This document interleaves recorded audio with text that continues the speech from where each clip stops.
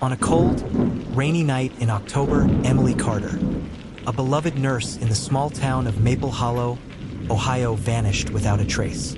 She was last seen leaving her late-night shift at Maple Hollow General Hospital. The next morning, her car was found abandoned on the side of Route 9, locked, with her purse and phone still inside. No signs of struggle, no witnesses.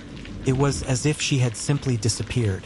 For a town where nothing like this ever happened, panic set in fast. Investigators initially suspected a random act of violence, maybe an abduction by someone passing through. They canvassed the area, interviewed friends, colleagues, and anyone who might have seen her that night.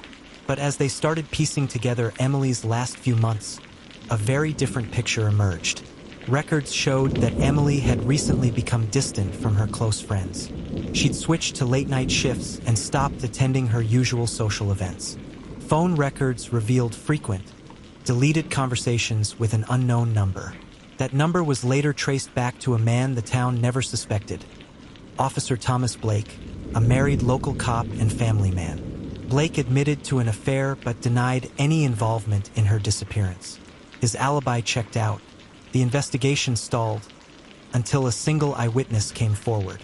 A neighbor reported seeing someone lurking near Emily's back porch the night she disappeared. Not a stranger, but a man who looked familiar.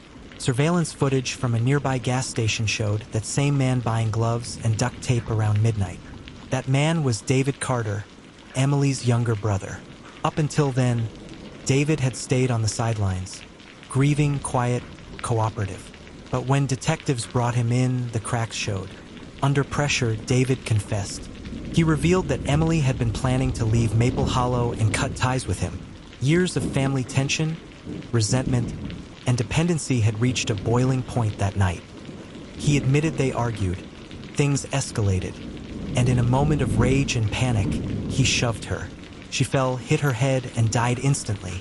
In shock and terrified, David buried her body on the outskirts of town, hoping no one would ever know. David was arrested and charged with manslaughter and tampering with evidence. After weeks of searching, Emily's remains were recovered in a wooded area outside Maple Hollow. The community's worst fears were realized, not because a stranger had taken her, but because the danger had been close all along. Maple Hollow was left shattered, not only by the loss of a woman everyone loved, but by the devastating truth behind her disappearance.